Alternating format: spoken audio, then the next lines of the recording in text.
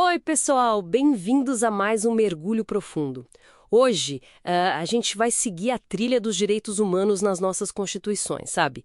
Temos aqui uma análise histórica bem completa e a ideia é entender essa jornada, né? Que muitas vezes tem essa coisa, a lei diz algo super avançado, mas na prática, bom, a realidade é outra. Exato. E as fontes que a gente analisou mostram bem isso. Um caminho cheio de idas e vindas. Desde lá da Constituição do Império, de 1824, até a nossa atual, a de 88. Vamos dar uma olhada nos avanços, né? E também nos retrocessos. E como a gente chegou nesse modelo de hoje, sempre com esse pé atrás sobre a distância entre o papel e a vida real. Boa. Vamos começar então lá atrás mesmo, 1824. Constituição outorgada, imposta por Dom Pedro I. Ela até falava em liberdade, segurança, artigo 179, né? Mas tinha um detalhe enorme, certo? Pois é. Vários detalhes, na verdade. Primeiro, o poder moderador. Isso concentrava um poder absurdo no imperador. E o voto, censitário. Ah, sim. Só para quem tinha dinheiro. Exato. Excluía a maioria esmagadora. E, claro, a escravidão continuava lá, firme e forte. Então, já começa aí, né? Direitos no papel, mas na prática a estrutura social e política negava isso para muita gente.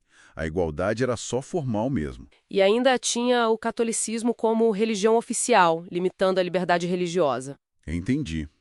Aí pulando para a República, Constituição de 1891. Inspiração nos Estados Unidos, né? Estado laico, fim do voto por renda, parece um avanço. Mas as fontes mostram que, bom, a exclusão continuou, só mudou de cara, né? Analfabetos, mulheres, mendigos, todos fora. Sim, o critério mudou, mas a exclusão persistiu. Agora, um ponto alto dessa Constituição foi o habeas corpus. Isso sim foi um instrumento novo e importante. Uma ferramenta essencial para a liberdade individual, contra a prisão ilegal. Fundamental. Mas é curioso notar, né? Essa Constituição quase não tocou em direitos sociais. Isso num Brasil pegando fogo com conflitos tipo Canudos. Era bem o reflexo do Estado liberal da época. Foco nas liberdades individuais, mas pouca ou nenhuma atenção para a questão social mais ampla. Certo. E aí, 1934. Essa parece ser uma virada de chave importante, né? A 34 foi um marco, claramente influenciada pela Constituição de Weimar, da Alemanha. Ela inaugurou o que a gente chama de constitucionalismo social no Brasil. Foi quando entraram os direitos trabalhistas de verdade. Salário mínimo, jornada de 8 horas, férias. Isso. E não só isso. O voto feminino, finalmente, e secreto. Além de criar instrumentos processuais importantes, como o mandado de segurança e a ação popular. Nossa, então foi uma baita mudança. Proteção contra abuso de autoridade, direitos sociais na mesa. Foi uma mudança e tanto sim. Trouxe o social e o político mais para o centro do debate constitucional.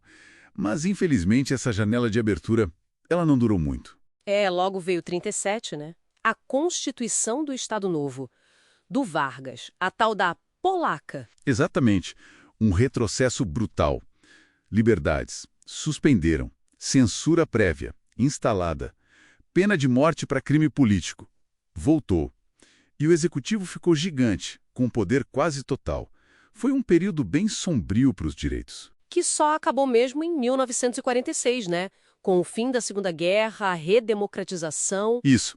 A Constituição de 46 restaurou as liberdades de antes, recuperou os direitos sociais que tinham aparecido em 34. Parecia que o Brasil estava entrando nos eixos democráticos de novo. Mas a estabilidade política no Brasil historicamente é complicada, né? Pois é. A instabilidade voltou com força e levou ao golpe militar de 64. E aí veio outra Constituição, a de 1967, que ficou ainda mais dura com a emenda número 1 de 1969. Essa foi a fase mais pesada, imagino. Os atos institucionais. Sem dúvida. Foi a fase mais obscura. Os direitos ficaram totalmente secundários, subordinados aos atos institucionais. O AI-5, por exemplo, foi terrível. Suspendeu até o habeas corpus para crimes políticos, fechou o Congresso, cassou mandatos, censura explícita. Isso sem falar nas práticas sistemáticas de tortura, desaparecimentos forçados. Tempos muito difíceis. Ufa! Bom, Vamos respirar e chegar em 1988, a Constituição Cidadã, que é vista como uma ruptura mesmo, né? Um basta nesse passado autoritário. O que tem nela de tão fundamentalmente diferente? Olha, acho que é a base de valores, a estrutura axiológica dela. Logo no começo, artigo 1º, os fundamentos. Soberania, cidadania e ali, no centro de tudo, a dignidade da pessoa humana. A dignidade humana como epicentro. Exatamente. E depois vem os objetivos fundamentais, no artigo 3º. São metas claras para o Estado e para a sociedade. Construir sociedade justa, erradicar pobreza, são verbos de ação, sabe? Tarefas. Entendi. E tem mais. Tem. O artigo 4º, que trata dos princípios nas relações internacionais, pela primeira vez, a prevalência dos direitos humanos vira um guia para a política externa do Brasil. Isso é muito forte. Nossa, realmente. E como ficam os tratados internacionais de direitos humanos nessa nova lógica? A Constituição de 88 parece mais aberta a eles, né? Muito mais aberta. O artigo 5º é a chave aqui. Primeiro, ele diz que os direitos fundamentais listados ali têm aplicação imediata. Isso já é importante. E depois o parágrafo 2º, a famosa cláusula de abertura. Diz que os direitos não se limitam aos que estão escritos ali, incluindo os que vêm de tratados internacionais que o Brasil assinou. Ah, interessante. E teve aquela emenda de 2004, né? Que mudou um pouco as coisas sobre os tratados. Isso, a Emenda Constitucional 45. Depois dela, e com algumas decisões importantes do STF, ficou mais clara a hierarquia desses tratados. É meio técnico, mas, basicamente, tratados de direitos humanos aprovados do jeito especial, com quórum de emenda constitucional, eles valem como se fossem parte da própria Constituição. É o parágrafo 3º do artigo 5º. Entendi. Viram norma constitucional. Exato. Agora, os tratados de direitos humanos que foram aprovados antes da emenda, ou que foram aprovados pelo rito comum de lei ordinária, esses têm um status especial, supralegal. Supralegal. O que significa isso na prática? Significa que eles estão acima das leis comuns brasileiras, mas abaixo da Constituição. Então, uma lei interna não pode contrariar esses tratados. O Pacto de São José da Costa Rica é um exemplo clássico. Ah, sim. Foi por causa dele que o Supremo mudou o entendimento sobre prisão por dívida do depositário infiel, não foi? Precisamente. Mostra como essa conexão com o direito internacional passou a ter um peso real. E tem mais. O parágrafo 4º diz que o Brasil aceita a jurisdição do Tribunal Penal Internacional. Uau! Então, 88 montou um sistema de proteção bem mais complexo e robusto, né? Com várias camadas. Exatamente. Um sistema multinível conectado com o mundo.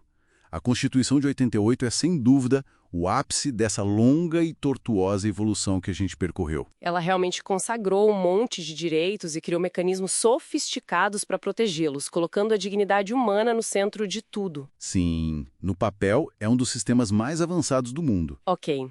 Então, resumindo essa nossa conversa, a gente saiu de direitos muito formais e limitados, lá no Império, passamos por períodos bem sombrios de supressão, especialmente na ditadura, e chegamos a 1988 com uma Constituição que é um modelo em termos de direitos humanos. Mas, e esse é o grande mas que as fontes sempre trazem, a distância entre o que está escrito, essa arquitetura legal tão bonita, e a realidade de muita gente no Brasil ainda é gigantesca, né? Infelizmente, sim. E é aí que talvez fique a reflexão final, sabe? Ligando com aquele paradoxo que você mencionou lá no início, se a gente tem essa estrutura jurídica de 88 que é tão protetiva, tão detalhada, que mecanismos concretos a gente poderia pensar? Talvez coisas novas para além do que já existe na lei e que pudessem ser realmente eficazes para finalmente diminuir essa distância teimosa entre a promessa da Constituição e a realidade social brasileira, que ainda é tão marcada por desigualdades estruturais, por violências. O que mais a gente pode fazer para que a Constituição saia de vez do papel e chegue na vida das pessoas? Fica aí a pergunta.